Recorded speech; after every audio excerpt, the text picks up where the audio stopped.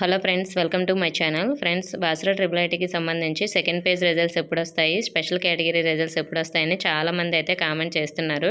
Friends, 2 days నుంచి అయితే చాలామంది కామెంట్ చేస్తున్నారు. చిన్న ప్రాబ్లం వల్ల ఎవరికి రిప్లై ఇవ్వలేదు, వీడియో కూడా చేయలేదండి.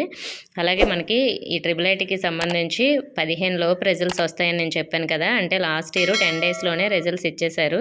కానీ మనకి నిన్న సండే, మొన్న సెకండ్ సాటర్డే వల్ల మనకి కొన్ని అంటే లిస్ట్ అనేది ప్రిపేర్ చేయడం లేట్ అయిందంట.